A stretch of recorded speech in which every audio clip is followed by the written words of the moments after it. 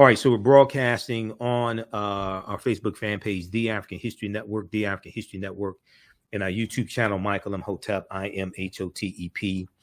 We're broadcasting there right now. So shout out to everybody watching us on social media. Welcome to the African History Network show. It is Sunday, July 17th, 2022. And we're live. We're also broadcasting on 9:10 a.m. the Superstation and Future Radio. So you can download the iHeartRadio app and search for 9:10 a.m. Superstation WFDF, or listen on your AM dial, 9:10 a.m. WFDF. Now, on the African History Network show, we focus on educating, empowering, and inspiring people of African descent throughout the diaspora and around the world, because right now it's corrects wrong behavior. So once again, on today's show, we're going to give you an update on what's taking place with Muhmmad Aziz, who's 84 years old. He was wrongfully convicted in the assassination of Malcolm X. He spent 2 decades in prison. He is suing he is suing New York City for he's filed a $40 million lawsuit against New York City, and he said that the wrongful conviction caused immense and irreparable damage to him and his family. He's now 84 years old, and he spent more than 55 years of being wrongfully blamed, his name in history books, wrongfully blamed for the assassination of Malcolm X. Also, we have an update in the story dealing with Emmett Till and the assassination of Emmett Till. You know, on last Sunday's show, and it's been rebroadcasting on our social media platforms. You know, on last Sunday's show, we talked about the arrest warrant that was issued August 29th, 1955 for Carolyn Bryant Donham. And we dealt with how that arrest warrant was recently found by volunteers and his family members. Now they want the arrest warrant to be served. Okay. Now they want the arrest warrant to be served. Okay. So you have the Mississippi State's Attorney General, who has said through a spokesperson, he has no plans to prosecute Carolyn Bryant Donham. Okay, number one. Number two, you have, we don't know what the local district attorney is going to do. The LaFleur County district attorney would be the one who actually prosecutes the case. We don't know what he's going to do, but we have an update there. And then there was an unpublished manuscript, 99-page manuscript that the Associated Press obtained this past week, written by Carolyn Bryant Donham. And in this unpublished manuscript, she claims that she tried to protect Emmett Till before her husband killed him.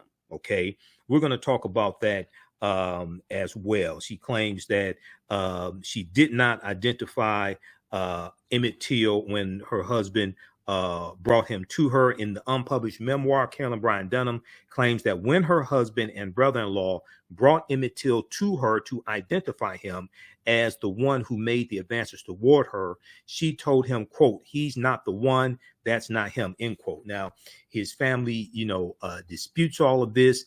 This is something new that popped up this past week in unpublished memoir. All right, but we'll talk about this also on today, as well as House Democrats passed 2 bills dealing with women's reproductive rights and abortion to protect abortion rights. We talked about this on Roland Martin Unfiltered on Friday when I was on. We're going to share a couple segments of that as well. And we talk about the Border Patrol agents did not strike Del Rio migrants, the Haitian migrants. A 511-page report was released last week, and we'll deal with that as well. You listen to the African History Network show on 9:10 a.m. Superstation WFDF. I'm Michael Imhotep. We'll be back in a few minutes.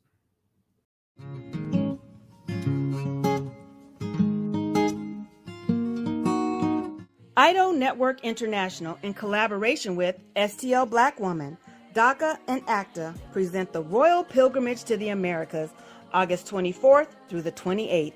The African kings and queens are coming to you for business, networking, and sharing of Pan-African ideals. The venue will be the illustrious En Garde Arts Hotel in St. Louis, Missouri. A royal cultural experience and exhibitions, trade and investment opportunities in Africa, the Caribbean, and the Americas. A Royal Pan-African Summit hosting keynote speakers and a red carpet banquet. Come and witness an African royal coronation ceremony. Register at www.idonetwork.org to book your ticket to Wine and Dine with African royalty. Vendor opportunities available. Get face-to-face with the royals who own the land and resources for business. Contact DACA for deal room information at 602-730-4572. The work that I do is larger than the fashion industry. It's larger than the art world. And I believe that I was born to bring newness into this world. I'm Mcintyre. I'm 24 years old and I'm an artist. I create everything from paintings to jewelry design, metaphysical jewelry to be specific, and fashion design. The only reason why my prom dress went viral is because people needed it. Within a few days of going viral, Notori Naughton reached out to me and she's like, I saw your dress, can you make me a dress? I was equally as shocked to be asked by a celebrity to design their dress at the age of 17. That's just one person, and the list just continues to go on to Janet Jackson, to Tyra Banks. It really hits home. That means that the discussion is happening on the grounds in real time. Welcome back to the African History Network show right here on 9:10 a.m. the Superstation, the Future Radio. I'm your host, Brother Michael Imhotep. It is Sunday, July 17th, 2022, and we are live. Calling numbers 313-778-7600. 313-778-7600 is the call-in number if you have a question or comment. All right. So right before the break, one of the things we were talking about is the news that came out a few days ago that Muhmmad Aziz, one of the men who was wrongfully convicted in the killing of Malcolm X. He was originally known as Norman 3X Butler. Okay, Muhammad Aziz. He's filed a lawsuit against New York City for $40 million. Now, you remember we talked about back in November 2021, and I'm going to go to this article here from the New York Times.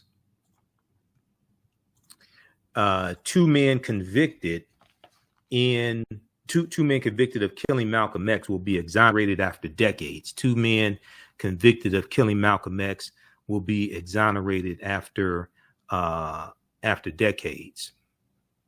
And this article is from November. What's the date on this one here? November 17th, 2021, updated November 20th, 2021. So, and let's go right here and get the right title up here. All right. The 1966 convictions of the two men are expected to be thrown out after a lengthy investigation, validating long-held doubts about who killed the civil rights leader. So their convictions were thrown out. All right. Two of the men found guilty of the assassination Malcolm X are expected to have their convictions thrown out on Thursday, and they were.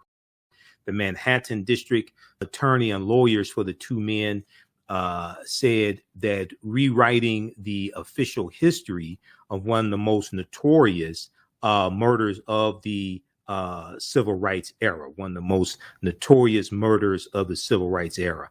Now, we know that the FBI withheld information that would have exonerated them of the murder. Okay. There would be Norman 3X Butler, who changed his name to Muhammad Aziz, as well as Thomas 15X Johnson, who changed his name to Khalil Islam. Now, for decades, historians have cast doubt on the case against the two men, Muhammad Aziz and Khalil Islam, who each spent more than 20 years in prison, Their exoneration represents a remarkable acknowledgement of grave errors made in a case of towering importance, the 1965 murder of one of America's most influential African-American leaders, Malcolm X, El-Hajj Malik El-Shabazz.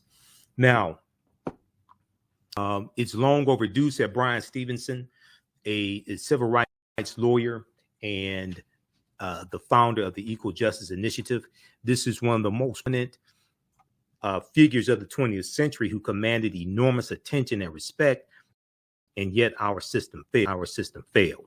Now, a 22-month investigation conducted jointly by the Manhattan District Attorney's Office and lawyers for the two men found that prosecutors and two of the nation's premier law enforcement agencies, the Federal Bureau of Investigation, which was under J. Edgar Hoover, okay, the FBI, as well as the New York Police Department, okay, this 22-month investigation that was opened up by the Manhattan District Attorney's Office, which was at the time Cyrus R. Vance, who was retired from the position.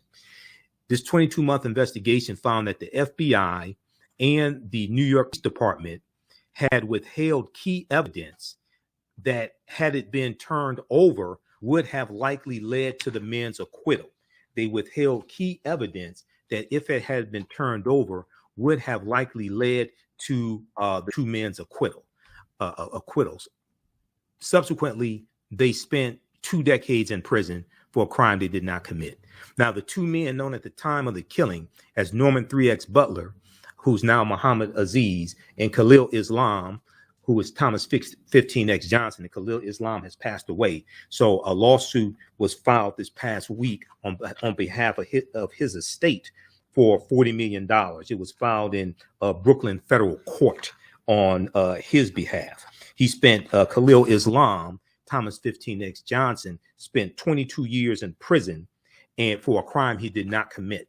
Okay, so and we know the assassination of Malcolm X took place February 21st, 1965 at the Audubon Ballroom in Manhattan, in the Washington Heights area there of Manhattan. But the case against them was questionable from the outset, and in the decades since, historians and amateur investigators have raised doubts about the official story. Now, the review, which was undertaken as an explosive documentary about the assassination and a new biography, renewed interest in the case. It did not identify who prosecutors now believe really killed Malcolm X. Those who were previously implicated but never arrested are dead.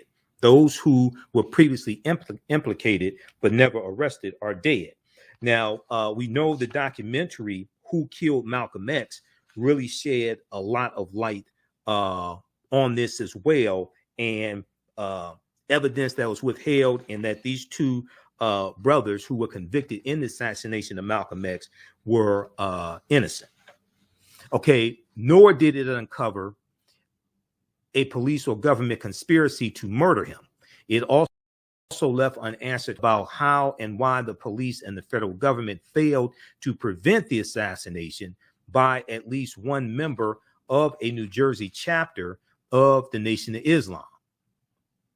Now, that man, Mujahid Halim, was also found guilty, and his conviction stands. Okay. Now, at the time, that was Talmadge Hayer, also known as Thomas Hagen. Okay.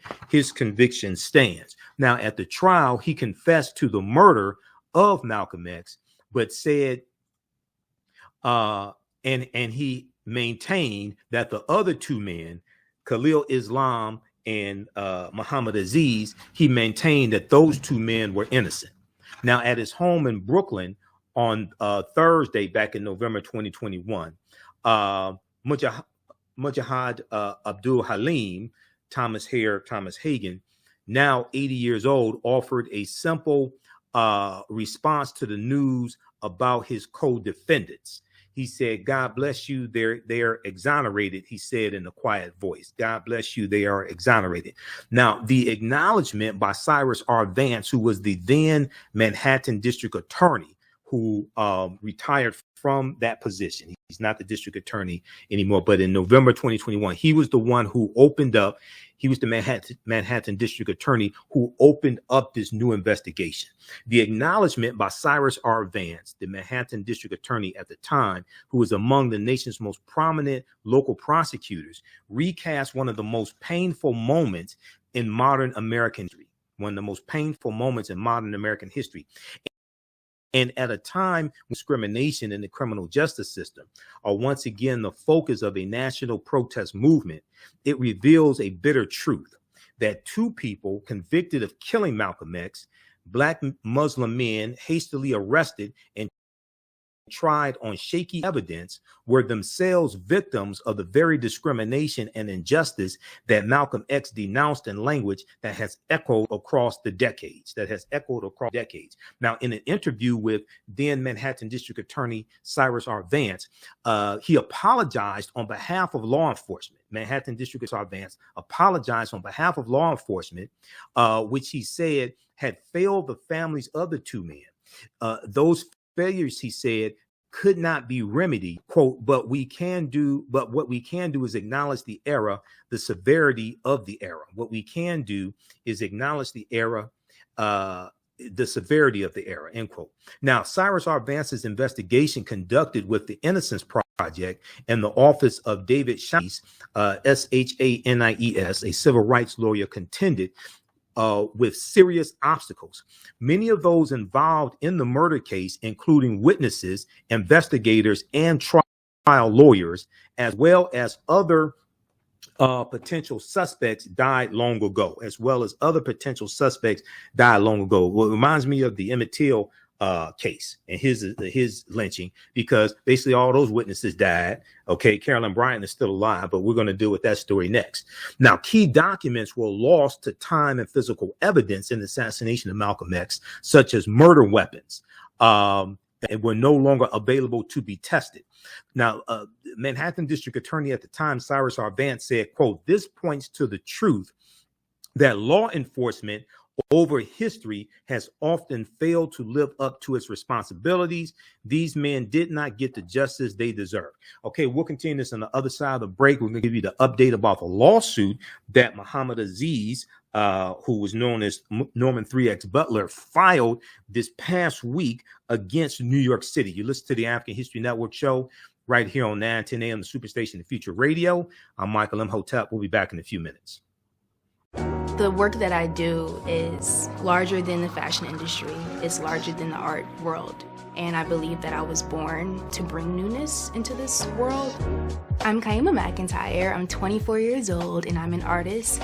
I create everything from paintings to jewelry design, metaphysical jewelry to be specific, and fashion design. The only reason why my prom dress went viral is because people needed it. Within a few days of going viral, Notori Naughton reached out to me and she's like, "I saw your dress, can you make me a dress?" I was equally as shocked to be asked by a celebrity to design their dress at the age of 17. That's just one person, and the list just continues to go on, to Janet Jackson, to Tyra Banks. It really hits home. That means that the discussion is happening on the grounds in real time.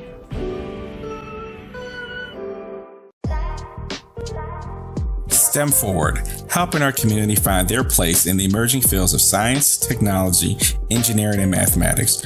Join us for our monthly live stream on our website, stemforwardedu.org.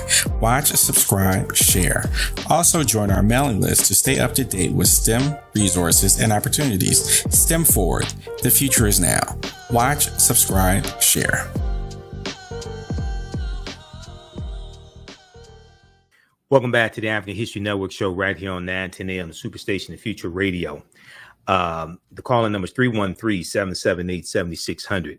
313-778-7600 is the call-in number if you have a question or comment. So right before the break, we were dealing with the news that came out this past week. There's an article here from NBC News. We're actually going to talk about this on Roland Martin Unfiltered on Friday. I'm a panelist usually on Fridays, and we ran out of time. We didn't get a chance to get to this, and I said we're going to talk about this here on the African History Network show. Okay, man exonerated in Malcolm X's murder files $40 million lawsuit against New York City. This is about Muhammad Aziz. Okay, so Muhammad Aziz used to be known as Norman 3X Butler. Okay, Norman 3X Butler. And let's go to this article here from NBC News. Calling numbers also 313-778-7600. If you have a quick question or comment, you can give us a call. We're on live. Okay. 313-778-7600. Okay. A Wait said you can't get money back from folks pretending to be. No, you can't. So as I was saying during the break, there's some fake Cash App accounts out there pretending to be the African History Network that have been stealing money from us. You know, we've been talking about that here on the show. That's why I have the information at our website, TheAHNShow.com, our new website. I contacted Cash App 2 months ago. They launched an investigation. They're slower than Heinz ketchup. Cash App is slower than Heinz ketchup. And this has been going on for about a year. I was actually able to finally get to somebody to have them open up an investigation. I followed up with them about a month ago. They said they're still investigating. I'm gonna follow up with them tomorrow because it doesn't take this long to investigate, unless you're investigating, you know, like the January 6th insurrection or something like that. But it doesn't take this long. So that hopefully that answers your question. So they told me that any money that the fraudsters got from people, they said I would not be able to get that back. Okay, now people who may have sent it to the wrong Cash App account, it's a possibility. There's a option you can go through Cash App to try to do that and say you send it to the wrong account. You're trying to send it to ours. That may work. I've had it happen before. Somebody caught it in like within 24, 48 hours and they were able to get the money back. But if it's like 2 months ago, I don't know. Okay, I'm just being honest. I don't know. All right. But anyway, man exonerated in Malcolm X's murder files $40 million lawsuit against New York City. Okay, so this is from NBC News from Friday, July 15th, 2022. This was reported on by Reuters, the newswire service Reuters, picked up by NBC News. A man exonerated last November 21st, in the 1965 killing of civil rights leader Malcolm X has sued New York City after it admitted to have wrongfully branded him a murderer. After they admitted that they had wrongfully branded him a murderer. Muhammad Aziz, who's now 84 years old, is seeking $40 million for the 2 decades he spent in prison and more than 55 years of being wrongly blamed, saying it caused immense and irreparable damage to him and his family. History books, documentaries, TV shows, things like this branded him a murderer. He's innocent, wrongfully convicted. Now, Muhammad Aziz is married and has 6 children.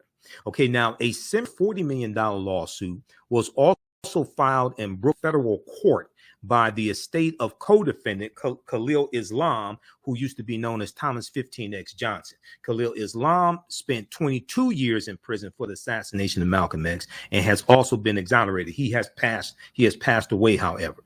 Now, Deborah Francois, a lawyer for both plaintiffs, they got a small measure of justice when their convictions were vacated. They got a small measure of justice when their convictions were vacated. She went on to say, quote, "But we want to hold government officials accountable for misconduct that led to their wrongful convictions and decades of living with the stigma of being labeled Malcolm X's murderers, and decades of living with the stigma of being labeled Malcolm X's murderers." Now, settlement talks have proven unsuccessful so far, And Khalil Islam passed away in 2009 at age 74. Now, the current New York City mayor, Eric Adams, African-American mayor, who's a former police captain, in a statement said that the city of New York was reviewing the lawsuits. He also called overturning Muhammad Aziz's and Khalil Islam's quote unquote the just outcome. I want to go to this other article here that we talked about back in November when we got the news that their convictions were going to be overturned.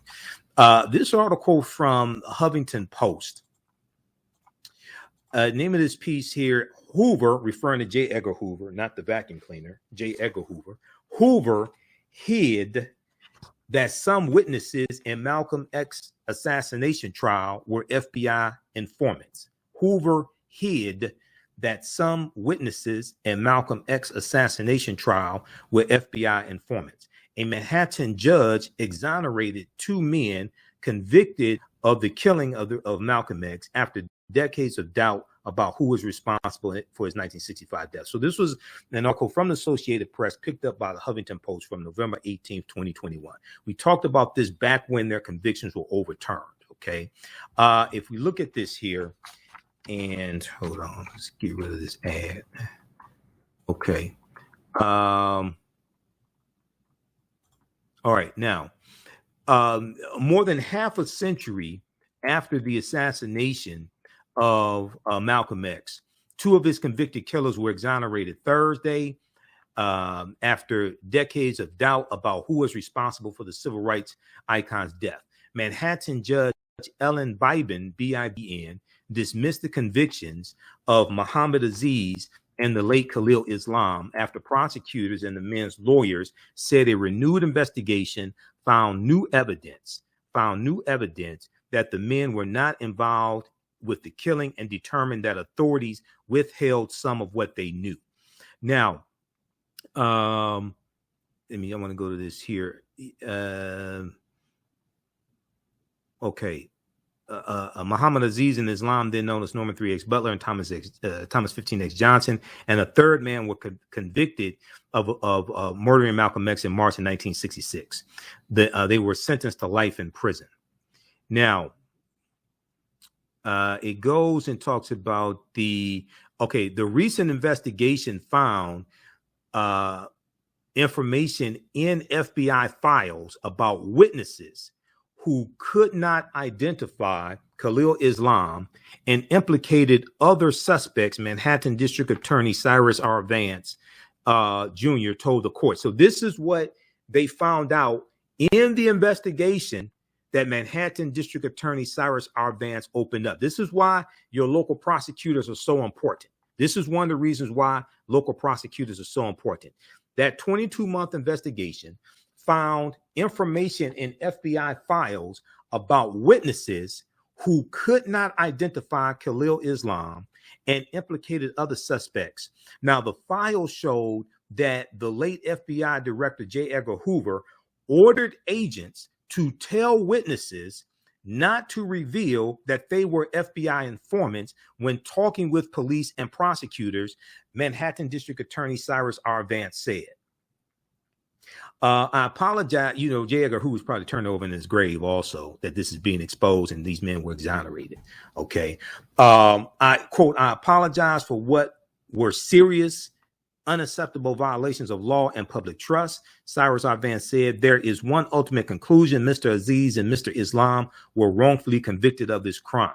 Now, the Innocence Project co-founder Barry Scheck, S-C-H-E-C-K, one of the lawyers for Muhammad Aziz and for Khalil Islam's family, said the review also found that the FBI and police New York City police hid evidence from prosecutors as what he called part of a plot to disrupt the Black civil rights movement. They withheld evidence.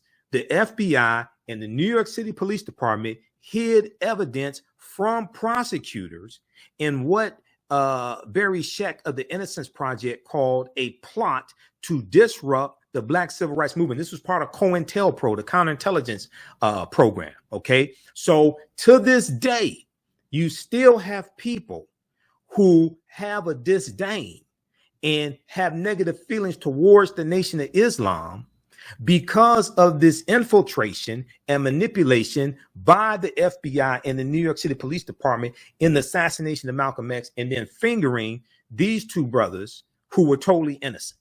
Okay, to this day, there's still animosity and disdain towards, somewhat, not from everybody, but from some people, towards the Nation of Islam who may have been followers of Malcolm, things like this, right?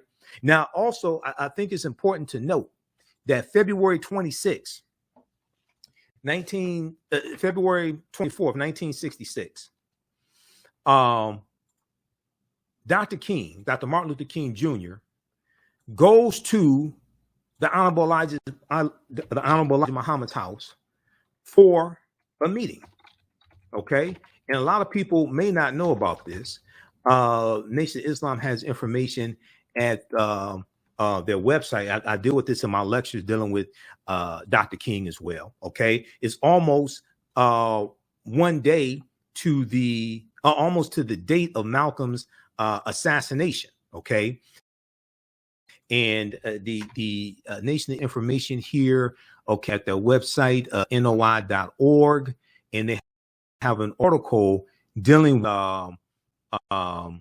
Dr. King, and they call him more than just a dreamer or something like that. Let me pull this up. Where is this? Hold on. Wasn't this coming up? Okay. Go to this. I want to pull this up right here. Yeah. Dr. King, not just a dreamer or something like this. This is at noi.org. And they show the picture. Is not Photoshop. They show the picture of Dr. King and the Honorable Elijah Muhammad meeting as well. Okay, this was February 24th, 1966 in Chicago. Dr. Martin Luther King Jr. in his first meeting with the Honorable Elijah Muhammad. Okay, he goes, Coretta Scott King and Dr. King go to Elijah Muhammad's house there in Chicago, and Dr. King meets with Elijah Muhammad. Now, you have forces who try to be interlopers into the African American community and keep us from talking with one another. Those forces have to be stopped. You're listening to the African History Network show right here on 9:10 a.m. Superstation and Future Radio. I'm Michael Imhotep. We'll be back in a few minutes. Welcome back to the African History Network show right here on 9:10 a.m. Superstation and Future Radio. I'm your host, Brother Michael Imhotep. It is Sunday, July 17th, 2022, and we are live. Calling numbers 313-778-7600. 313-778-7600 is the calling number. If you have a quick question, or comment. If you want me to do a presentation for your group or organization, email me at AHNshow@AfricanHistoryNetwork.com, AHNshow@AfricanHistoryNetwork.com, or TheAHNshow@gmail.com, or you can go to our new website, TheAfricanHistoryNetwork.com, TheAfricanHistoryNetwork.com. You can email us through the new, very easy to use website. Okay, TheAfricanHistoryNetwork.com. I'm making updates to it. Also, my DVD lectures are there, digital downloads, and online classes that you can register for. Okay, I want to go back to, so right before the break, I was talking about this piece here. This deals with when Dr. King went to go meet with Elijah Muhammad. This is at noi.org. So you could probably just search for Dr. King, Elijah Muhammad. It'll come up. Okay. And it talks about that meeting, February 24th, 1966. Okay. So check that out. All right. Now, I want to switch gears. I want to get to this next story, and this deals with this is an update dealing with Emmett Till. So, last Sunday's show, and we posted articles on our Facebook fan page, The African History Network, dealing with this. We talked about the arrest warrant from August 29th, 1955 issue for Carolyn Bryant that was found recently, and it was found by volunteers, and it was found by members of Emmett Till's family. Okay, now they want the arrest warrant to be served. All right, they want the arrest warrant to be served. I want to go to this. We're going to go to hear the clip number one here in just a second, Jalen. So there was a manuscript, a 99-page manuscript, unpublished manuscript that surfaced this week. An Associated Press was able to read the manuscript. This manuscript, in it, Carolyn Bryant says that she did not want harm to come to Emmett Till. Okay, now there's a couple of articles on this. Black Enterprise has one. Also, Associated Press has one as well. I want to put, but if we look at this article here from, this is from WAPT.com that they picked up from the Associated Press. We're going to clip one in just a second here, Jalen. Carolyn Bryant says she tried to help Emmett Till, memoir says. Carolyn Bryant says she tried to help Emmett Till, memoir says. Family member of Emmett Till calls for justice. Now, the woman at the center of the 1955 lynching of Emmett Till in Money, Mississippi, denies wanting him killed. The claim comes in a memoir by Carolyn Bryant Donham that was obtained by the Associated Press. Okay, in the 99-page manuscript, Carolyn Bryant Donham says she attempted to help Emmett Till once he had been located by her husband, Roy Bryant, and his brother-in-law, J.W. Millam, and they brought Emmett Till to her for identification. Okay, now she said in the memoir, unpublished memoir, she says she denied that Emmett Till was the youth, and she did not want any harm to come to him. Now, the Associated Press obtained the memoir from a historian. Now, an unserved arrest warrant charging Carolyn Bryant Donham in Emmett Till's abduction was recently found in a Mississippi courthouse basement. The family of Emmett Till continues to call for justice after Emmett Till's kidnapping and torture and lynching August 28, 1955. All right. I want to go to this clip here from WAPT. This is WAPT Channel 16 out of Jackson, Mississippi. Let's go to this clip, please, Jalen.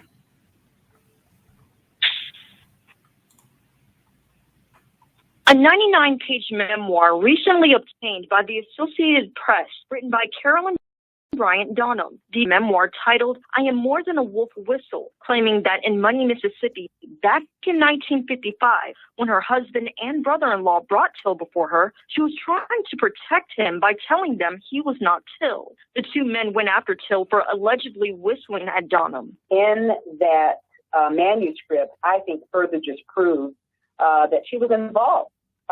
Whether she denied that she identified Emmett or not, she had some involvement. Carolyn Bryant is not a victim. Carolyn Bryant was not afraid.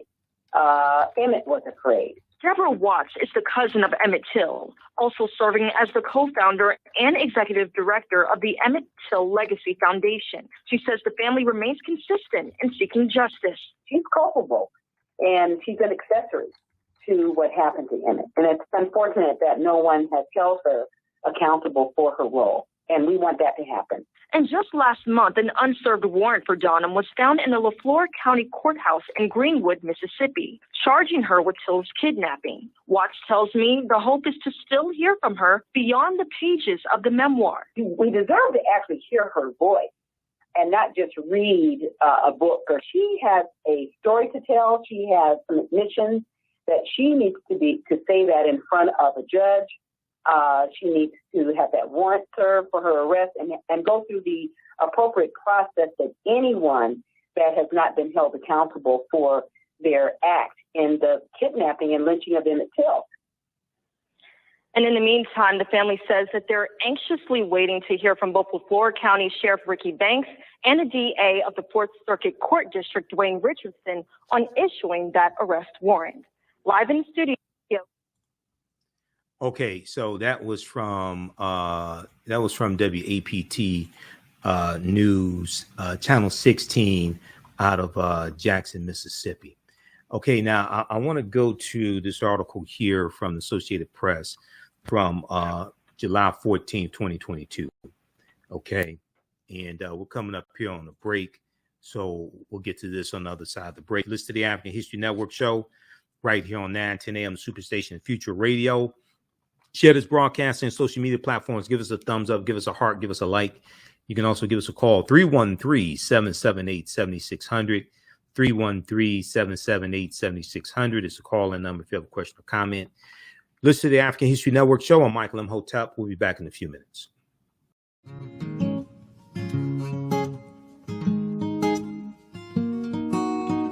IDO Network International, in collaboration with STL Black Woman, DACA, and ACTA, present the Royal Pilgrimage to the Americas, August 24th through the 28th. The African kings and queens are coming to you for business, networking, and sharing of Pan-African ideals. The venue will be the illustrious En Garde Arts Hotel in St. Louis, Missouri. A royal cultural experience and exhibitions, trade and investment opportunities in Africa, the Caribbean, and the Americas. A Royal Pan-African Summit hosting keynote speakers and a red carpet banquet. Come and witness an African royal coronation ceremony. Register at www.idonetwork.org to book your ticket to wine and dine with African royalty. Vendor opportunities available. Get face-to-face with the royals who own the land and resources for business. Contact DACA for deal room information at 602-730-4572.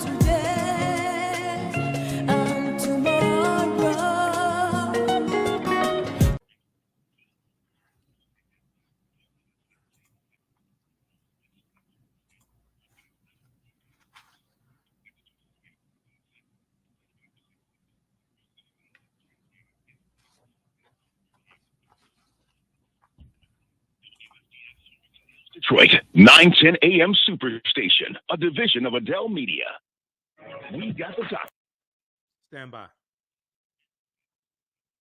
Michael Imhotep. Now, we deal with a number of different topics here on the African History Network show. We do with current events and history and much, much more. We're going to give you an update on what's going on. This is about self-preservation. We have to extinguish the fire of white supremacy. See, let's just have consequences. Catch it all right here on 910 AM Superstation. The views and opinions expressed on any program are those of the producers and or the persons appearing on the program and do not necessarily reflect the views and opinions of 910 AM Superstation or Adele Media. Welcome back to the African History Network show right here on 910 AM Superstation. Okay, it's Sunday, July 17th, 2022. Calling numbers 313-778-7600. 313-778-7600 is the call-in number if you have a question or comment. Okay, so right before the break, we were given an update in the Emmett Till case and some of the latest developments, and a 99-page manuscript, unpublished manuscript, written by Carolyn Bryant, surfaced this past week. And it was obtained by the Associated Press from a historian. Now, the Associated Press has this article here. Black Enterprise had an article on July 15th that they picked up from the Associated Press from July 14th. Here's the article from the Associated Press. Emmett Till accuser in memoir denies wanting teen killed. Emmett Till accuser in memoir denies wanting teen killed. All right, so in this piece here, it says the white woman who accused black teenager Emmett Till of making improper advances before he was lynched in Mississippi in 1955 says she neither identified him to the killers nor wanted him murdered. Says she neither identified him to the killers nor wanted him murdered. Okay, so keep in mind this was in a unpublished 99-page memoir. Okay, an unpublished 99-page memoir. Now, if we continue here, in an unpublished memoir obtained by the Associated Press, Carolyn Bryant Donham says she was unaware of what would happen to Emmett Till. She was unaware of what would happen to Emmett Till, who lived in Chicago and was visiting relatives in Mississippi when he was abducted, killed, and tossed in the Tallahatchie River. Now, she's now 87 years old, Carolyn Bryant Donham, and she was 21 years old at the time. Her then husband, Roy Bryant, and his half brother, J.W. Millam, were acquitted of murder charges. It was a segregated courtroom. It was an all-white jury. They later confessed in a magazine interview by Look magazine. They later confessed in a magazine interview by Look magazine. Okay, and they were paid $4,000 for the interview also. All right, now let me try to close this stuff out. They paid $4,000 for the interview as well. If you watch Eyes on the Prize, the first installment, they deal with the killing of Emmett Till. Now, Carolyn Bryant Donham, 87. Okay, sorry. The contents of the 99-page manuscript titled "I Am More Than a Wolf Whistle," I Am More Than a Wolf Whistle, were first reported by the Mississippi Center for Investigative Reporting. Now, historian Timothy Tyson, who we talked about on last week's show, and who could not provide evidence to the Department of Justice when they investigated the FBI that Carolyn Bryant recanted her testimony. Read the 16-page report that we went through last week, okay? The 16-page Department of Justice report. Now, historian and author Timothy Tyson of Durham, North Carolina, who said he obtained a copy from Carolyn Bryant Donham while interviewing her in 2008, provided a copy to the Associated Press on Thursday. If you obtained a copy, see, this is the whole thing with Professor Timothy Tyson. First, he said he did 2 interviews with her in 2008. He did audio recordings of the interview, and he said in one of those interviews she recanted her testimony.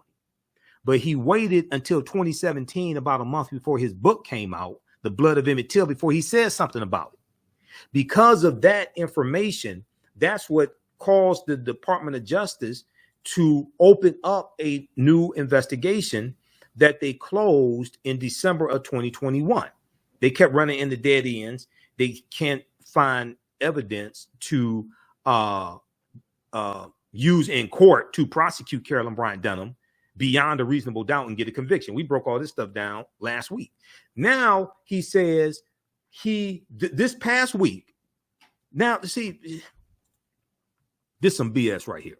Okay. Now this past week, he comes out with a 99-page unpublished manuscript that he said he got in 2008, and you're just now saying something about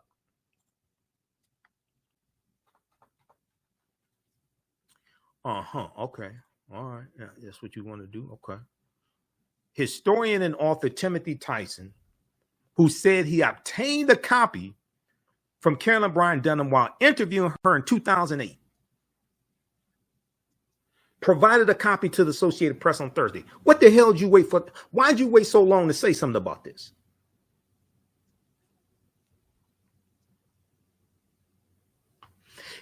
Tyson had placed the manuscript in an archive at the University of North Carolina with the agreement that it not be made public for decades.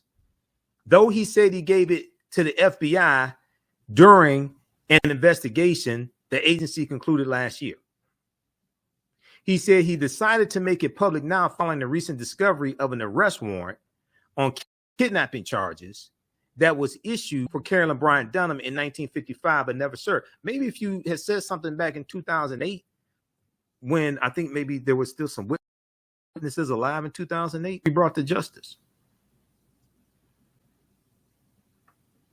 Quote, the potential for an investigation was more important than the archival agreements, though those are important things, Professor Timothy Tyson said. When did you come to this like moral this epiphany?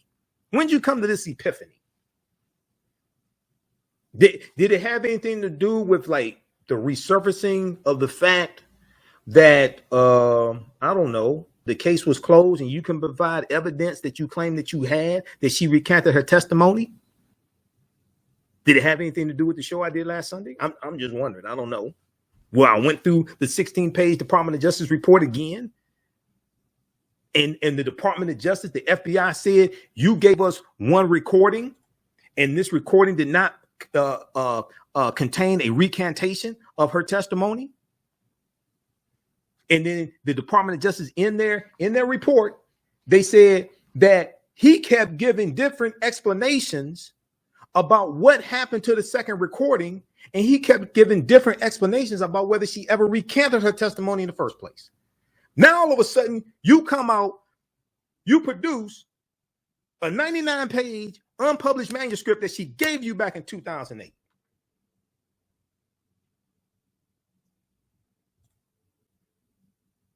This is some fraganackle bull right here.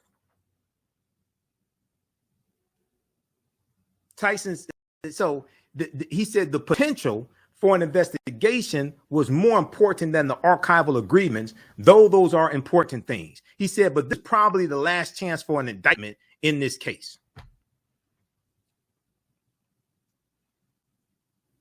You think maybe you should have said something before all the witnesses had? I don't have a law degree. I studied law. I mean, I'm just thinking. You think maybe you should have said something before all the witnesses died? A cousin of Emmett Till who leads this is Deborah Watts, a cousin of Emmett Till who leads the Emmett Till Legacy Foundation, said the memoir is new evidence that shows Carolyn Bryant Donham's involvement in the case and is particularly important when combined with the arrest warrant. She said, I truly believe these developments cannot be ignored by the authorities in Mississippi. They're going to ignore it. Attorney General is. We have to see what LaFleur County, the local district attorney, is going to do. The Mississippi State Attorney General, I mean, people, this is Mississippi. Mississippi had the largest number of lynchings in this country from 1882 to 1968. They had 581 lynchings. This is Mississippi. Mississippi, this is where Goodman, Shorter, and Cheney were lynched June 21st, 1964. This is where Fannie Lou Hamer was from and was beaten in jail, pulled off of a bus and beaten so badly she was in a hospital for 30 days. This is Mississippi. Mississippi. This is the state that had the Mississippi State Convention in 1890, where they rewrote the state constitution to impose poll taxes and literacy tests. So I expect the good old boy, the state's attorney general, not to do anything. That's to be expected. I don't expect the local district attorney to do anything either. Why? This is Mississippi. First of all, you need like real. Where are your witnesses? This is what we talked about last week. You go to court. Where are your witnesses? This is one of the problems. This is why maybe if Professor Timothy Tyson had produced this 99-page unpublished memoir, maybe back in 2008, 2009, 2010, 2011, 2012, 2013, maybe there were still some witnesses alive, so you could corroborate evidence and maybe bring about charges. In the memoir, Carolyn Bryant Donham says she attempted to help Emmett Till once he had been located by her husband and brother-in-law and brought to her in the middle of the night for identification. She said, quote, I did not wish Emmett any harm and could not stop harm from me to him since I didn't know what was planned for him. Okay, now here's the thing. Now, because all the witnesses are dead, even if they bring charges against her, what stops her from saying, just following along with this right here in an unpublished manuscript?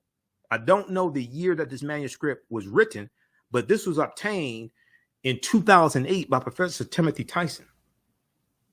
What stops her from saying, hey, I didn't know what was going to happen to him. My husband threatened me. He was going to beat me or do harm to me, whatever. I said it wasn't him. All the witnesses are dead. Now, here's the thing. Even if she's lying, guess what? The burden of proof is on the prosecution. The prosecution, which would be the Department of Justice, they have to then prove in court that she's lying. If she says this was happened, the burden of proof is not on her, it's on the prosecution. They have to prove she's lying. And not only that, when you go look at the interview that J.W. Millam and Roy Bryant did in Look magazine after they were acquitted of killing Emmett Till, in that interview, I think it was Roy Bryant, her husband, he said something to the effect of they just wanted to scare Emmett Till, but Emmett Till said something to them, and it wasn't Emmett Till's fault, okay? But he said Emmett Till said something to him, and he looked at him and said something to the effect of, "Boy, you're not going to see your mother again," something like that, okay? So in the interview with Look magazine, L-O-O-K, Look magazine, basically they said they just want to scare him. So she could go into court and say, "Hey, I didn't know what was going to happen. My husband, I didn't want to do it. My husband threatened me. He's dead. Brother-in-law's dead. Where's the evidence to prove her wrong?" This is why, see, what makes this a tricky case is the witnesses are going, she can go in and tell that story. Now it's up to the prosecution to prove her wrong based upon the evidence, prove she's lying. Now, Carolyn Bryant Donham says in the manuscript compiled by her daughter-in-law, quote, "I tried to protect him by telling Roy," her husband, "that he's not the one. That's not him. Please take him home." She claims in the manuscript that Emmett Till, who had been dragged from a family home at gunpoint in the middle of the night, spoke up and identified himself. Okay. So this is what she claims. Okay. Now, if they admit this in the court, the prosecution has to prove that she's lying. The burden of proof is on the prosecution. It's not on her. Carolyn Bryant Donham adds that she always felt like a victim, as well as Emmett. She adds she always felt like a victim as well as Emmett and paid dearly with an altered life for what happened. So she's making herself the victim. Okay. We'll continue this on the other side of the break. I want you to hear clip number 2 also out of Jackson, Mississippi. You listen to the African History Network show right here on 910 AM Superstation Future Radio. I'm your host, Brother Michael Imhotep. We'll be back in a few minutes. Welcome back to the African History Network show right here on 910 AM the Superstation, the Future Radio. All right, you can support the African History Network, $ the AHN show through Cash App, $ the AHN show through Cash App, also through PayPal, paypal.me / the AHN show. The socials keep doing the research, stay on the air, keep broadcasting, pay some of the bills. We're just doing the show once a week. Now, Sundays, 9 p.m. to 11 p.m. Eastern Standard Time. A couple of months ago, I stopped doing it daily because it was just a lot of work and it's putting a financial strain on us as well. So we're just doing it on Sundays, 9 p.m. to 11 p.m. Eastern Standard Time. Okay, I want to go back to this Associated Press article. And, this story gets... After 67 years, the story, the new information still coming out. It gets crazier and crazier. If we go back to this Associated Press article from Thursday, July 14th, Emmett Till accuser in memoir denies wanting teen killed. Unpublished memoir. We're going to clip number 3 from ABC's Channel 7 Chicago in just a minute here, Jalen. Okay, so Carolyn Bryant Donham adds that she always felt like a victim as well as Emmett and paid dearly with an altered life for what happened. Now, the name of the unpublished memoir is I Am More Than Just a Wolf Whistle. That's the name of the unpublished memoir. I Am More Than Just a Wolf Whistle. And there's a good article from Black Enterprise on this. We'll show you that here in just a minute. Okay, she said, okay, so now she wants to bring God into it. She said, I have always prayed that God would bless Emmett's family. I am truly sorry for the pain his family was caused. She says at the end of the manuscript, which is signed Ken, but indicates that it was written by her daughter-in-law, Marsha Bryant. Marsha Bryant.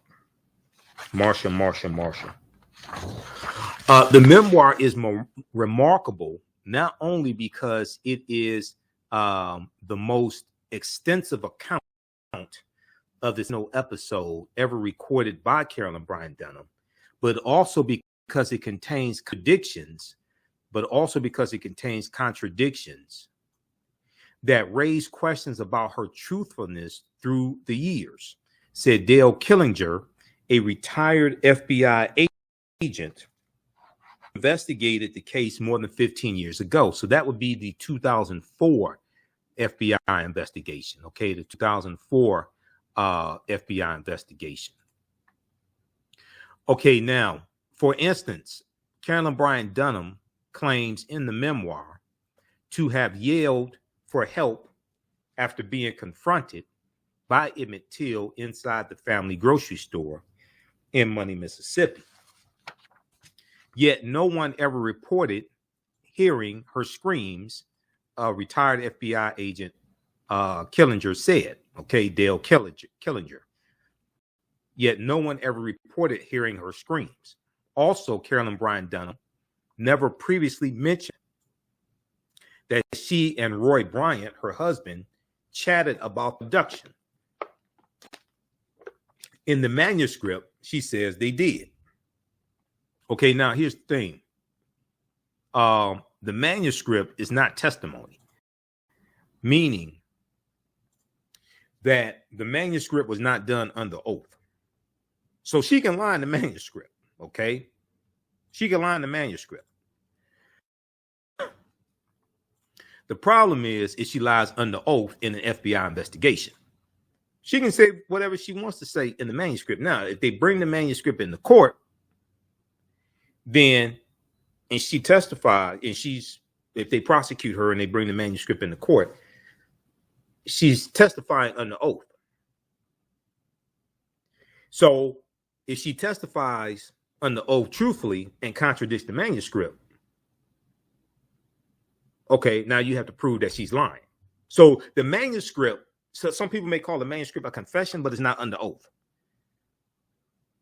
So she can go in court and say something entirely different, and it's up to the prosecution to prove that she's lying under oath if she goes in and contradicts the manuscript. The manuscript is not under oath. She can say whatever she wants to in the manuscript. All right, so also, Carolyn Bryant Donham never previously mentioned that she and Roy Bryant chatted about the abduction. In the manuscript, she says that they did chat about the abduction. Now, Dale Killinger, retired FBI agent who investigated this case in 2004, he said, that seems ludicrous. How would you have a major event in your life and not talk about it? I mean, her husband was put on trial. You didn't talk about it at all?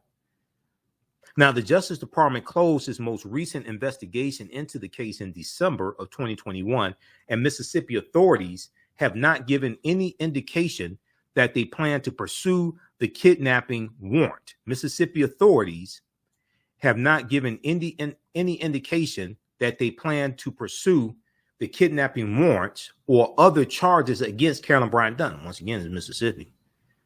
Okay, where they had the Mississippi State Convention in 1890, and Solomon Saladin Calhoun said, we are here to exclude the Negro. And he was the white county judge who presided over the convention. And this convention rewrote the state constitution. This convention rewrote the state constitution of Mississippi and imposed poll taxes and literacy tests, and became known as the Mississippi Plan. And this was the model that was used by other southern states to rewrite their state constitutions and suppress the African American vote. We read this all here from Washington Post. We've talked about it a number of times. The Mississippi Plan. Let's pull this up here. The Mississippi Plan to keep blacks from voting in 1890. We came here to exclude the Negro. We came here to exclude the Negro. This is from Ronald G. Schaefer, May 1st, 2021. The convention's president, Solomon Saladin Calhoun, a white county judge, put the voting issue bluntly. Quote, let's tell the truth. If it bursts the bottom of the universe, he said, we came here to exclude the Negro. Nothing short of this will answer. Delegates in the Mississippi State Convention eventually adopted a literacy test and poll tax geared to suppress the black vote in a state with a black majority. The Mississippi Plan became the model throughout the South, part of a raft of racially oppressive Jim Crow laws that ended Reconstruction. Once again, this is Mississippi. Okay, I want to go to clip number 2 here. This is from ABC Channel 7, Chicago. This clip here, Emmett Till accuser Carolyn Bryant Donham denies wanting teen killed in 1955 lynching memoir. Let's go to clip 2, Jalen. The investigative report is out on the school massacre in Uvalde, Texas, that left 19 children and 2 teachers dead. The committee laying out what they call systemic. Yeah, refresh that screen, and it should go to it should go back to the first video. That's from ABC Channel 7, Chicago. If you refresh that screen, it should go back to the first video.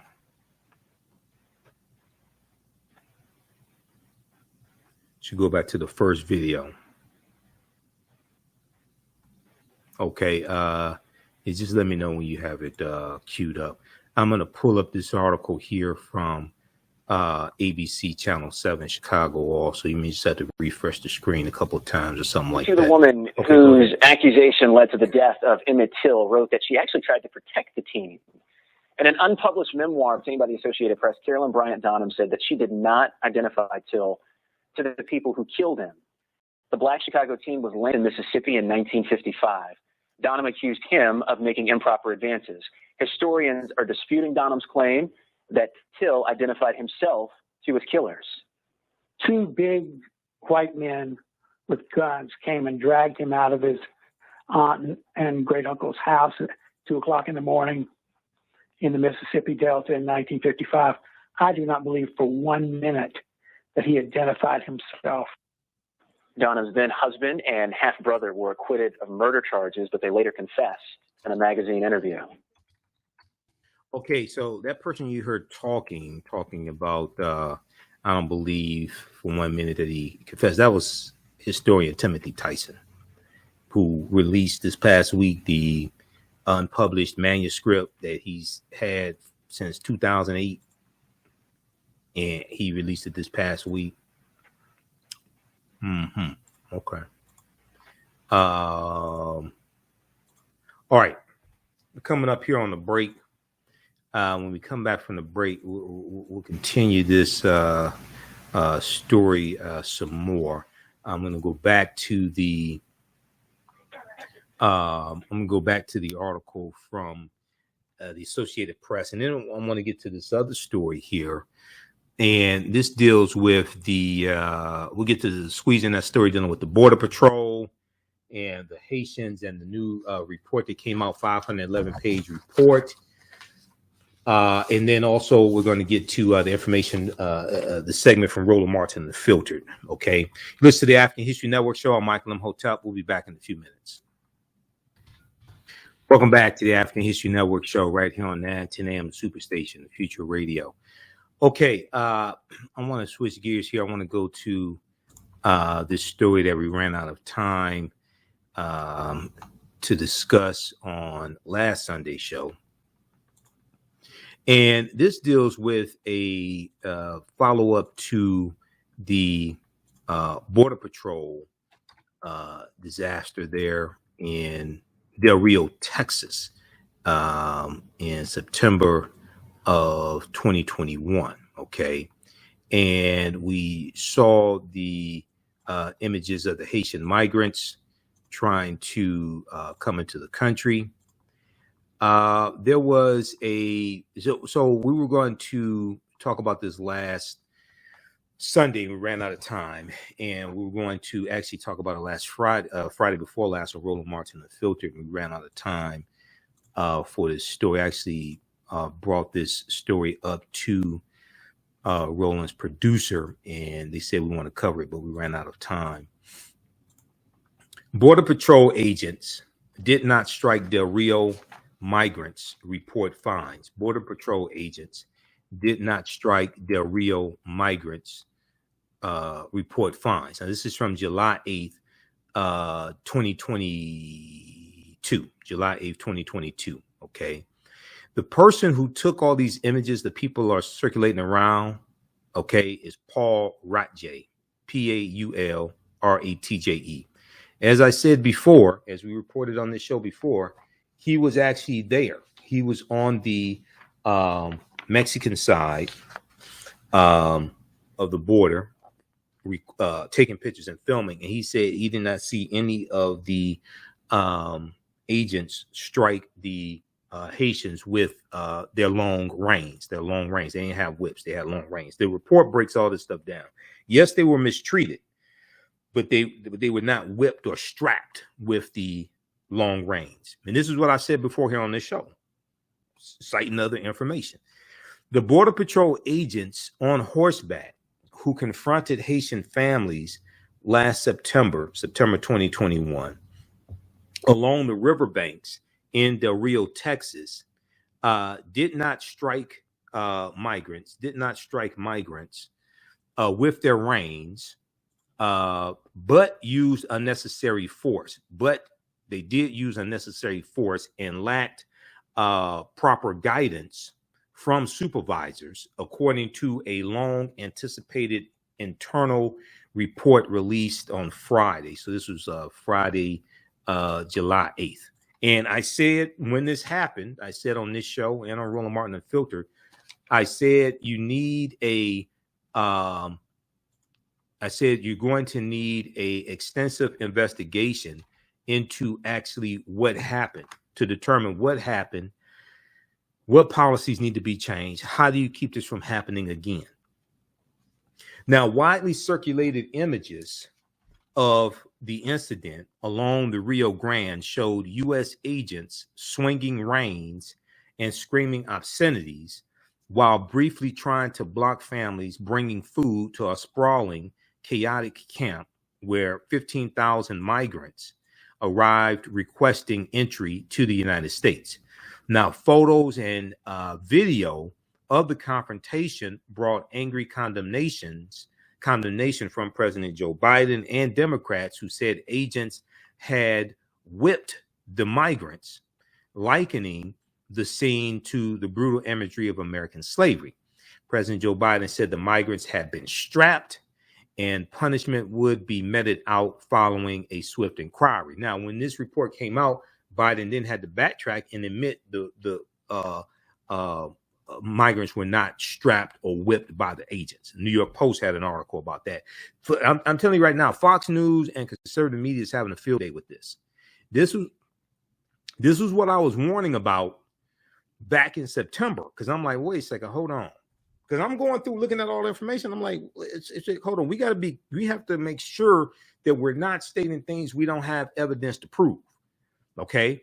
And if you go back, I talked about this here on this show, because I monitor about 35 different news sources on a daily basis, and we deal with information. We look at both sides of this and both sides of the story, and we try to bring as much factual information as possible. This is an article I talked about here on this show back September 23rd, 2021 from townhall.com. Townhall.com. Border Patrol Union blasts White House's decision to suspend horse unit. Border Patrol Union blasts White House's decision to suspend horse unit following fake news about whips. Now, this is a conservative publication. Joanne Reed had to backtrack on her statements. President Joe Biden, some of the people on MSNBC had to backtrack. All right. And Fox News had been hammering MSNBC see on misreporting this story. Now, here's something that's very important. You go and you look at what the source within the Border Patrol. Okay, this is what they said. This is from September 23rd, 2021. They were calling this out back then.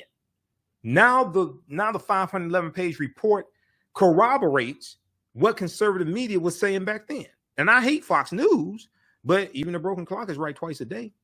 The White House and Department of Homeland Security announced on Thursday, and this is back September 2021, Border Patrol's horse unit will no longer be operating in Del Rio, Texas, after they were falsely accused of using whips against Haitians who were illegally crossing the U.S.-Mexican border. Now, the agents at the center of the scandal have been placed on administrative duties while an investigation is underway. Okay. Let's see here. Okay. DHS. Okay. Alejandro Mayorkas, DHS Secretary, Department of Homeland Security. Misleading photos. This is from September 23rd, 2021. Misleading photos of agents on horseback attempting to prevent people from illegally crossing into the United States caused outrage after the reins used to control the horses were falsely called whips. After the reins used to control the horses were falsely called whips by members of media and Democrats. A source within Border Patrol previously explained to townhall.com what people got wrong about the incident. Quote, agents use their reins for a lot of reasons. Primarily, it's used to steer the horse, but agents will spin the reins around, sometimes to deter people from getting too close to the horse. If they get too close, the horse can step on them, breaking bones or causing injuries. Now, if they got too close to the horse and spooked the horse, they got stomped on and killed, then that'll be playing all throughout the media as well. Okay, so this is a source from Border Patrol explaining procedure. Now, cussing at them and things like that, they shouldn't do that, because the report says there was wrongdoing, there was wrong behavior. Okay, whipping them with the long reins is not one of them. This is why people in the media had to backtrack statements that they made. Agents also need to maintain control of their reins so they don't lose control of the horse, which can cause injuries to immigrants, the agents, and the horses. We are not aware of anyone being struck with the reins. Now, this was from September 23rd, 2021. Now, John Anfinsen, Anfinsen, president of the Border Patrol's Local 2366 in Del Rio, Texas, told townhall.com back in September, this article is from September 22nd, 2021. Back September 2021, when this article came out, reported this to you here on this show back then.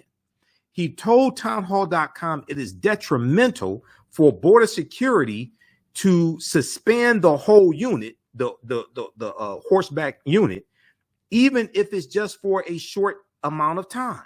He said, quote, we are told that the Horse Patrol unit has been suspended from operating in Del Rio, Texas sector, only during the remainder of the crisis under the bridge.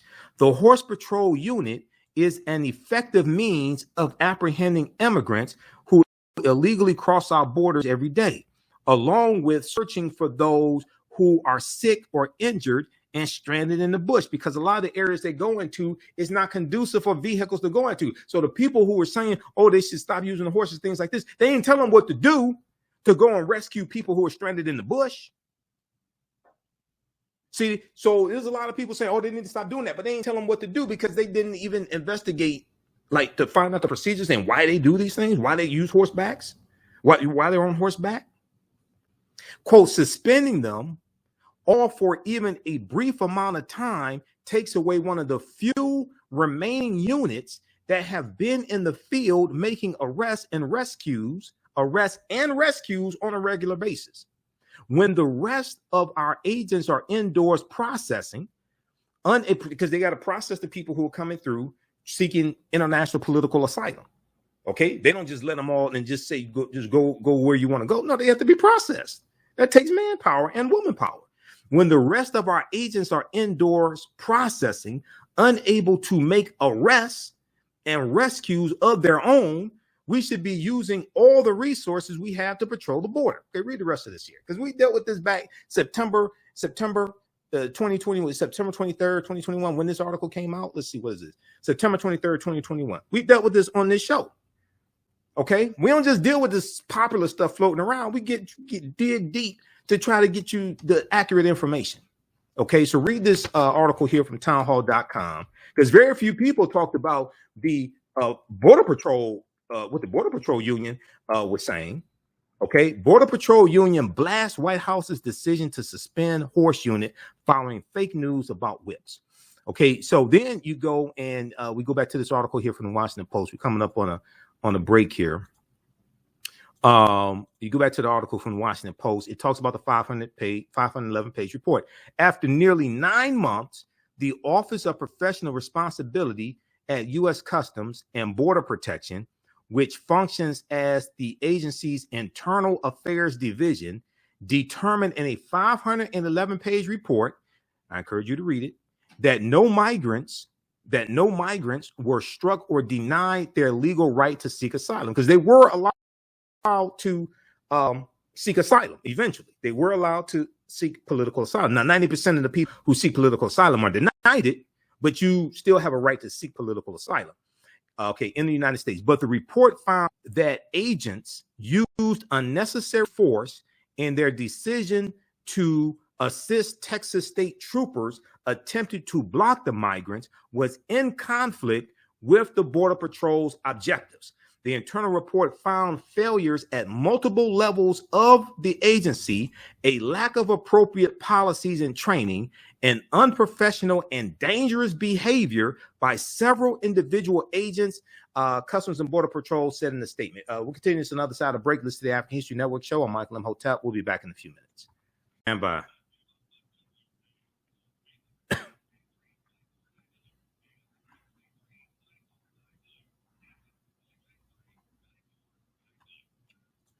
Welcome back to the African History Network show right here on 910 AM Superstation, the Future Radio.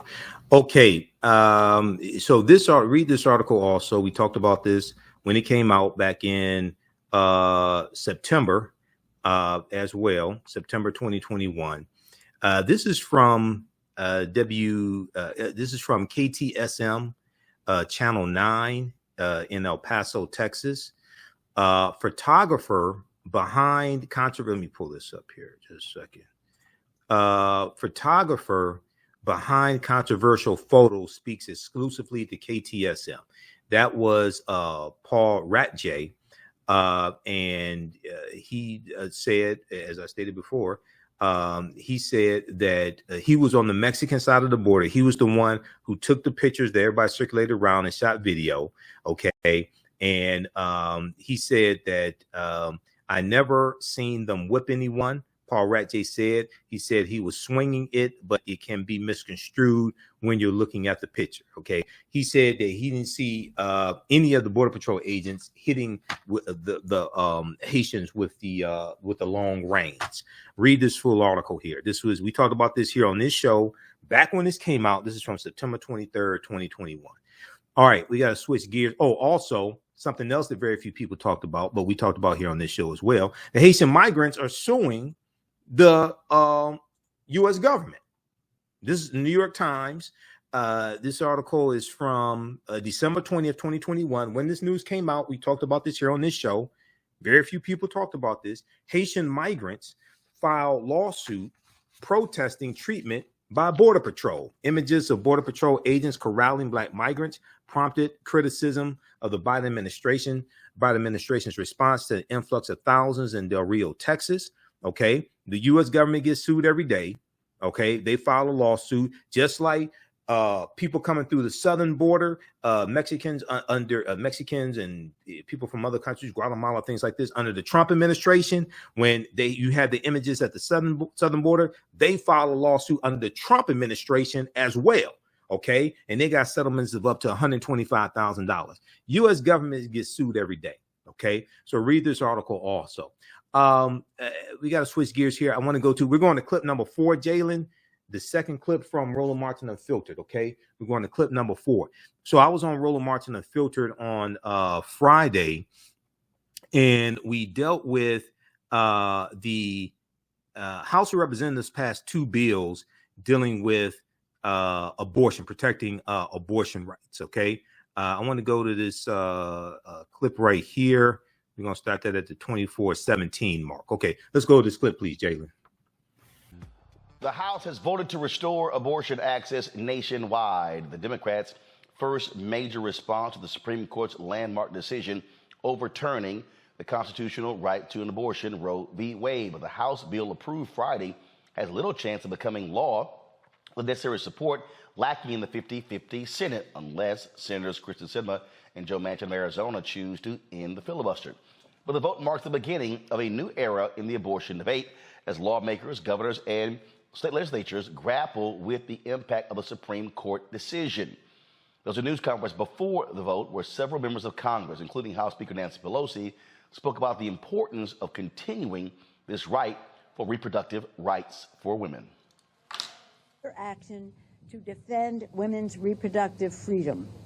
Today, the House will pass landmark bills, our Women's Health Protection Act, to make the essential protections of Roe the law of the land. Thank you to Congresswoman Judy Chu for leading us in passing this bill today for the second time this Congress. Our Assuring Women's Right to Reproductive Freedom Act will protect women who exercise their right to travel across state lines to get abortion care. Let us salute Congresswoman Lizzie Fletcher and Congresswoman Marilyn Strickland for their authorship of this, along with Jamie Raskin, who was part of it. But we must ensure that the American people remember in November, because with 2 more Democratic senators, we will be able to eliminate the filibuster when it comes to a woman's right to choose and to make reproductive freedom the law of the land. The reality is that an increasing number of women are now forced to carry an unwanted pregnancy against their will, even in the cases of rape or incest, or travel hundreds of miles just to safely receive reproductive health care. We cannot force people to give birth. Worse, those who are forced to carry out an unwanted pregnancy are in the nation with one of the worst maternal mortality rates in the developed world. Taking away federal protections for abortion hits Black women, women of color, Indigenous women, low-income women, LGBTQ plus women, and women with disabilities the hardest, disproportionately. This is about healthcare justice. This is about social justice. This is about economic justice. Ripping away our right to safe and legal abortion is yet another way to control us. This is not about choice for them. This is about control. Controlling our bodies, policing our bodies, and controlling us. And make no mistake, we will do everything in our power to make sure it does not happen, not on our watch. Thank you. Congresswoman Barbara Lee, who has been open about her decision to actually have an abortion, spoke on the floor of the United States House. Last month's Supreme Court decision is having devastating impacts across the country. Now, I remember the days before Roe, and now that the court has ended Roe, we are truly in a state of a national health emergency. Abortion bans affect everyone, but their impact falls hardest on folks who face serious barriers to care, who already have these barriers presented because of the lack of equity in our healthcare systems. Women of color, people working to make ends meet, rural people, young people. It's terrifying now that people could be criminalized for exercising their own personal health care decisions. That is wrong. It's morally wrong. Already across this country, people are unable to get the care and denied the freedom to make their own decisions about their health and about their futures. Our personal liberties and our freedoms are being taken away. Taken away. This is just another step in the erosion of our democracy.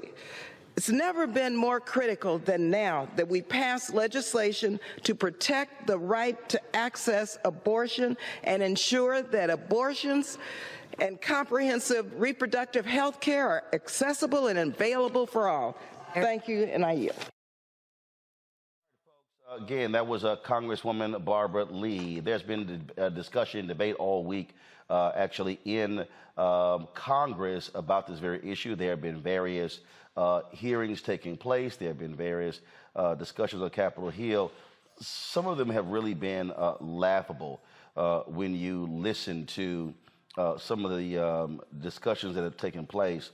In fact, one of them was with Ayanna Pressley. And she was actually having this conversation with the wife of Josh Hawley. Josh Hawley, of course, is the right-wing senator from Missouri. And the back and forth was really laughable. I'm going to pull it up for you because you need to really understand just the type of craziness that goes on. And so it was Erin Morrow Howley. She is with the Alliance Defending Freedom. And they were, again, if you just want to just listen to how crazy this is, watch this. Listen to this conversation. What are the chances that it can be carried to term? My understanding is that when an ectopic pregnancy ruptures is a life-threatening condition, that's why the treatment for an ectopic pregnancy is not an abortion. I'm sorry, reclaiming my time here. Again, could you just answer the question? When an ectopic pregnancy ruptures, what are the chances that it can be safely carried to term? And you know what, just to make this even clearer, I'm looking for a number between 0 to 100. Can you give me a percentage? Sure. I believe 0 ectopic pregnancies, even those that do not rupture, have a chance of successfully being carried to term. That's why the treatment for them is not an abortion. Reclaiming my time. It seems that there is a deficit in your understanding of reproductive health. In fact, I want the record to reflect that according to the American College of Obstetricians and Gynecologists, treatment for ectopic pregnancy requires ending a non-viable pregnancy. Now, let's turn... With respect, ma'am, that's not an abortion. This is my time. I asked you the question, you answered, and I'm now providing you with the accurate information from medical experts. My question was, when an ectopic pregnancy ruptures, what are the chances it can be safely carried to term? The answer is 0%. I answered that correctly. Further, when it comes to one's accurate understanding of reproductive health and abortion care with an ectopic pregnancy, the American College of Obstetricians and Gynecologists says, quote, treatment for ectopic pregnancy requires ending a non-viable pregnancy. This is my time, end quote. So now I'm going to turn to the real experts. That's not an abortion because it does not have the intent to end the life of a child. You had this back and forth. My panel, Kelly Bethea, communication strategist. Glad to have you on the show. We also have Matt Manning, civil rights attorney. Also, Mike Imhotep, African History Network. Glad to have all three of you here. Michael, you have the Attorney General of Indiana, who actually said that he is looking for the doctor who performed this procedure on this 10-year-old. This is the Attorney General who has been going on television, doing interviews, stating that she broke the law because she did not report information. Well, this is interesting. The doctor and her lawyers are firing back, saying that they have sent a. Come on, y'all, show it, please. Come on. They are showing a. They have sent him a cease and desist, say that he is making false and misleading statements because she has documentation showing that she actually reported that. I saw another tweet where they were talking with another group where they made 2 referrals for 11-year-olds who had also been raped to have abortions. And what there used to be on the Republican side, a number of people where if they did oppose abortion, they had exceptions for rape and incest. But most of these bills today, there are no exceptions. You literally have one guy, I can't even think of his name, where he has said, oh yes, the 10-year-olds should carry these babies to term because they'll understand the importance and the value of that life. You cannot convince me that if any of their daughters who were 10 got raped by a criminal or a gang member, that they will be saying, oh, sure, have the baby. Or by a black man. Roland, Republicans have opened up a can of political whoop ass that is exploding in their face. And now they're trying to backtrack. Now, you look at Jim Jordan. Jim Jordan had to delete his tweet. He called the story of the 10-year-old who was a rape victim, okay? He called that story a lie. He had to delete that. You look at the Washington Post, record shows Indiana doctor fulfilled duty to report 10-year-old's abortion. So now Attorney General Todd Rokita of Indiana has to backtrack. The doctor's attorney was on MSNBC Today, Nicole Wallace's show, explaining the cease and desist order, explaining how the doctor followed the law every step of the way. And, what this reminds me of, Roland, I hate to take it here, this reminds me of slavery when African women did not have autonomy over their bodies and were raped and had to carry the rapist baby and things like this. Did not have autonomy over their bodies. And now you have a lot of old white men and some white women like Aaron Hawley. And I know Kelly said Aaron Hawley sounds stupid. If Aaron Hawley is married to dumbass Josh Hawley, she is stupid. I'm telling you right now, she is stupid. But now you have this same thing expanded where white women, not just African-American women who die from childbirth who are 3 times more likely to die during childbirth than white women. But now you have white women who don't have autonomy over their bodies. So this is, as I said last Friday, I said there are going to be more stories that come out week after week. This is going to galvanize the 2022 midterm elections. This is going to, and Democrats have to tap into this anger and maintain the House, expand the margin in the House, and maintain the Senate, expand the margin in the Senate. But yeah, brother, this is serious. These are some crazy people. Jim Jordan, you spoke of Congressman Jim Jordan of Ohio. He was on Newsmax, right-wing Newsmax, and listen to the lack of courage that he displayed in this conversation. This child, should they have this option?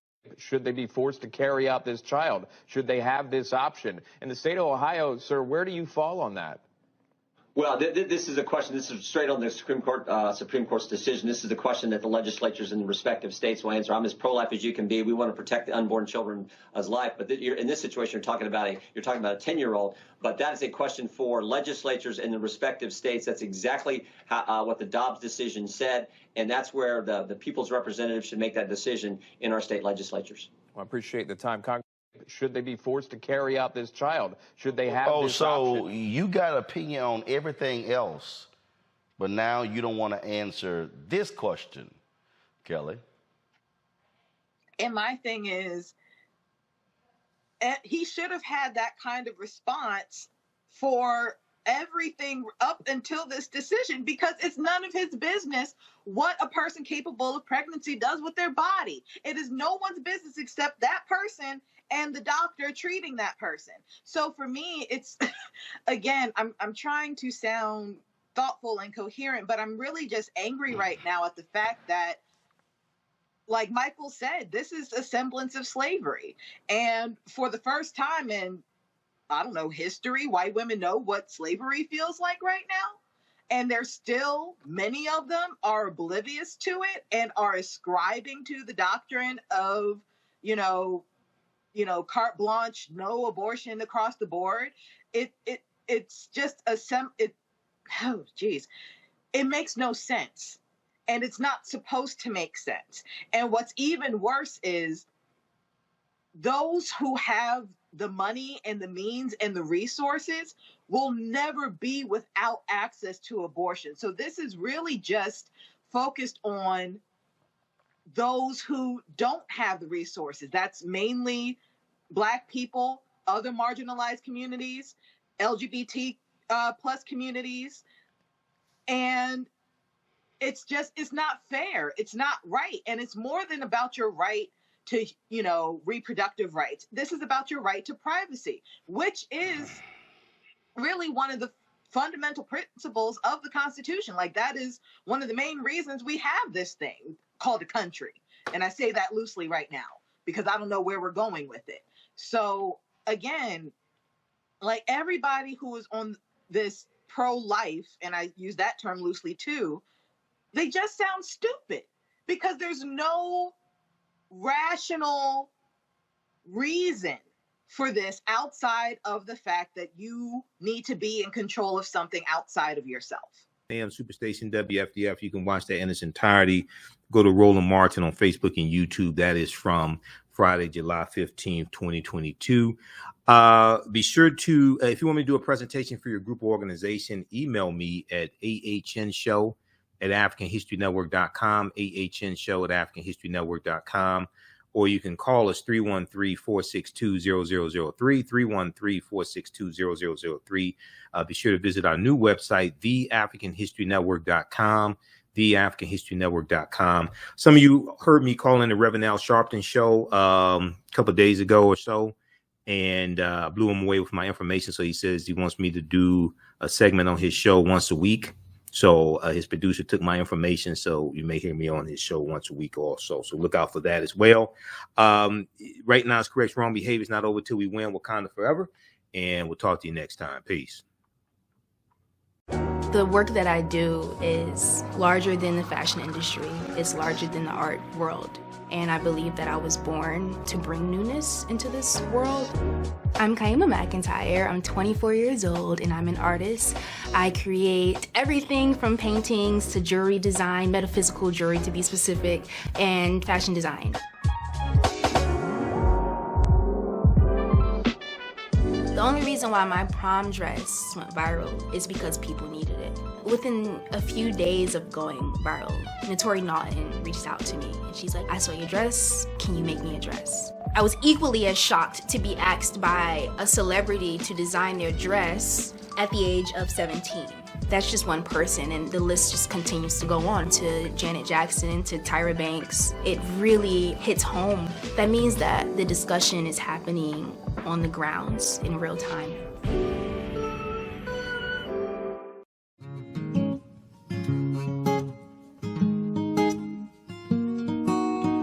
IDO Network International, in collaboration with STL Black Woman, DACA, and ACTA, present the Royal Pilgrimage to the Americas, August 24th through the 28th. The African kings and queens are coming to you for business, networking, and sharing of Pan-African ideals. The venue will be the illustrious En Garde Arts Hotel in St. Louis, Missouri. A royal cultural experience and exhibitions, trade and investment opportunities in Africa, the Caribbean, and the Americas. A Royal Pan-African Summit hosting keynote speakers, and a red carpet banquet. Come and witness an African royal coronation ceremony. Register at www.idonetwork.org to book your ticket to wine and dine with African royalty. Vendor opportunities available. Get face-to-face with the royals who own the land and resources for business. Contact DACA for deal room information at 602-730-4572. iRedify is a Black-owned digital platform that showcases Black and Brown cultures and people. The books on the platform are written by African American authors, Afro-Caribbean authors, African authors, and so much more. Kids 14 and under can read ebooks, listen to audiobooks, and complete learning activities. Kids can even write in the books digitally. Get unlimited access to everything on the platform for only $8.99 a month at iRedify.com. Sign up for your membership today.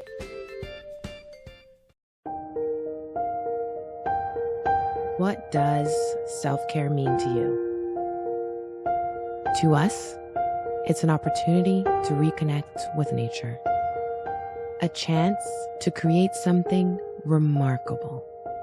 At Sage and Elm Apothecary, our handcrafted skincare and household products immerse you in Earth's sweetest nectar, connecting you to nature in a way you never imagined. See for yourself and visit us at sageandelmapothecary.com. STEM Forward, helping our community find their place in the emerging fields of science, technology, engineering, and mathematics. Join us for our monthly live stream on our website, stemforwardedu.org. Watch, subscribe, share. Also join our mailing list to stay up to date with STEM resources and opportunities. STEM Forward, the future is now. Watch, subscribe, share.